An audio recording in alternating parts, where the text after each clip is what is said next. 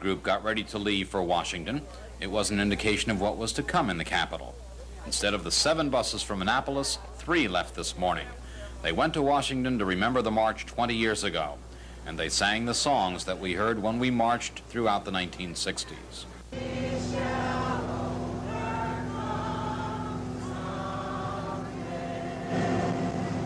There was no subway in 1963 in Washington. It was not as easy to get to the march then, but a large contingent of people went from Maryland. Some of them, like Marita Carroll, went again today. The 20-minute ride on the Metro, a nice air-conditioned respite from the heat in Washington today. Once our group got to Washington, they were quickly swallowed up by the marchers, a much smaller group than anticipated, but that didn't dim the enthusiasm of the crowd. 20 years ago, there were an estimated 250,000 people.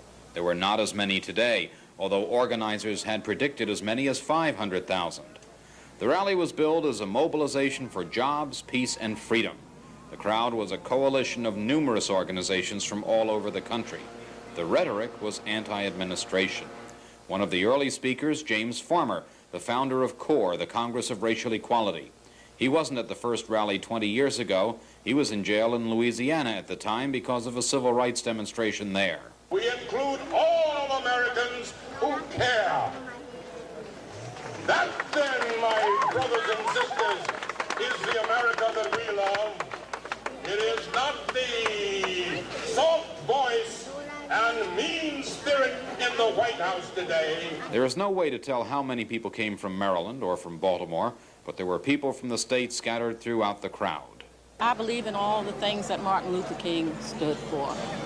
And just my presence here will add to what we're trying to do. And I wasn't able to make it in '63, and I was waiting for something like this. Peace and justice and jobs all fall together, and we got to work together. That's why I'm here, to get my body out here to make a statement. We got to change some things. I think it's extremely exciting, and I wasn't here in 1963, but I'm glad to be here this time. Why are you here? Why am I here? Because I'm black, and for all the subjects they're talking about, peace, civil rights, and for everything that all of us stand for and need in this country. Too little, too late, but it's all right. Why are you here today? To send a message to Ronald Reagan. Several of the marchers who were here 20 years ago say there is a different atmosphere here today.